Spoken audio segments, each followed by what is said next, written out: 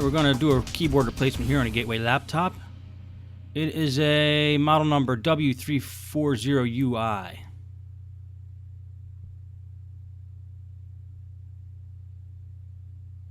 can see a couple keys are missing here. The way to get the keyboard off is to remove that top plate right under the screen. What I do is take a flathead screwdriver, I pry it off right at the hinges, but a smart thing to do first is, well, of course, take the battery out, and then check to see if there's any screws on the underside of the computer holding in that plate. I'm going to zoom in here to give you a better view. And it looks like there's a couple screws, one there and one there, that could possibly be holding that plate in. So if we try to pry it off, it might not come off if the screws are still in. So let's just get those screws out.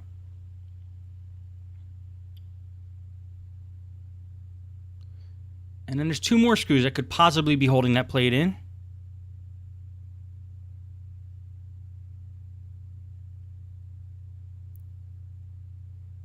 But most likely they're holding the hinges in. There's two other holes there. But so we'll try to pry the plate off. If it doesn't come off, we'll try removing those other screws.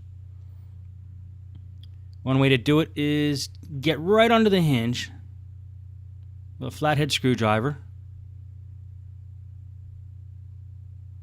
and just kind of jiggle the plate and see if it comes off. If it comes off easily, you know you got all the screws out. And yes, there were two screws holding that in. Now we have easy access to the keyboard. There's usually screws on the top of the keyboard, or it just flops over like that. I'm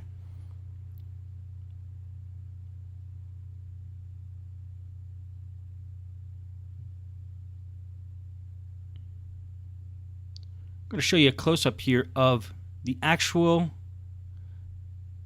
ribbon connector and the ribbon cable. Just push those two sides. Usually that's what all you have to do to get the keyboard ribbon out. Now we got a new keyboard here.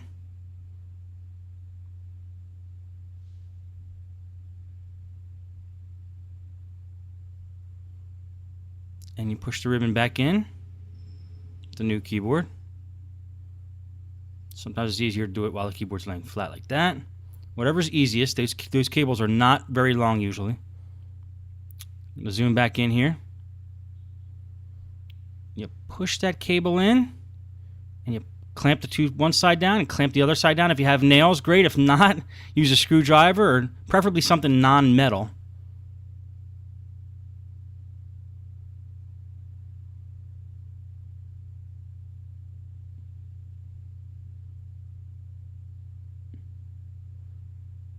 And push the keyboard back down flush. If there's no screws holding it in, then just replace the plate and the plate will hold it down.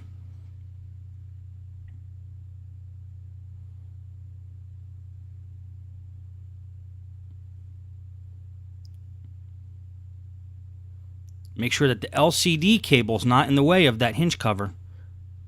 Make sure it fits over it just the way you got it off. Sometimes it could be a little tough getting these plates back on just perfectly, but they should snap in exactly the way they snapped off. Just make sure those cables are okay, not in the way.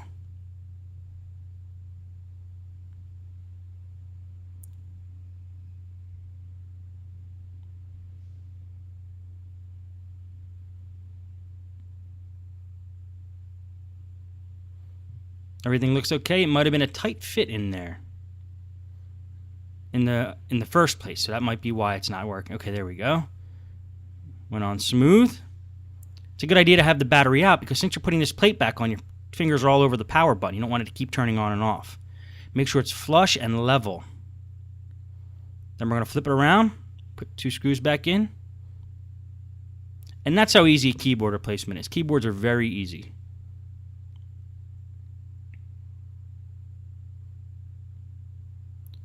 And that's how you do a keyboard replacement on a Gateway laptop.